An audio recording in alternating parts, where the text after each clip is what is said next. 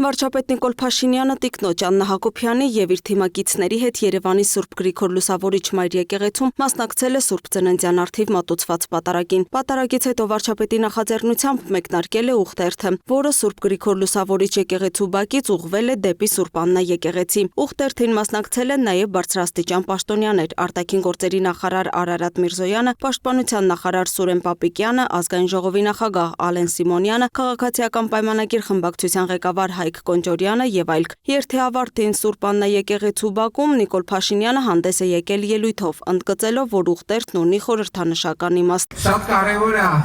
արձանագրել, թե մեր երթը ինչի համար էր եւ ինչ էր նշանակում։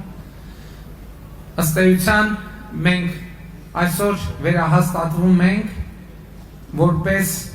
առաջինը քրիստոնեություն ընդունած պետություն եւ այսօրվա մեր քայլարշավը խորհրդանշում էր, որ մենք ի վերջո սկսել ենք քայլել մեր Փրկիչ Հիսուս Քրիստոսի նախանշած ուղով։ Վարչապետը նշել է, որ երկար ժամանակ խաղաղության համար աղոթել են, սակայն եկել է պահը, երբ անհրաժեշտ է նաև գործերով ստեղծել այդ խաղաղությունը։ Մենք բոլորս շատ երկար ժամանակ խաղաղության համար աղաչել ենք Աստծուն, բայց ի վերջո եկել է այն պահը, երբ որ մենք հասկացել ենք, որ խաղաղության համար Աստծուն աղաչելու զուգահեռ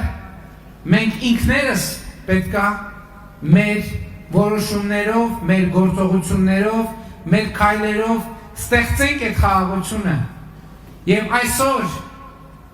Հայաստանի Հանրապետությունում ստեղծված է այդ խաղաղությունը, եւ մենք այսօր քայլում էինք Հիսուս Քրիստոսի մեր Փրկչին ասելու, որ մենք ի վերջո գնում ենք քո պատգամի հետևից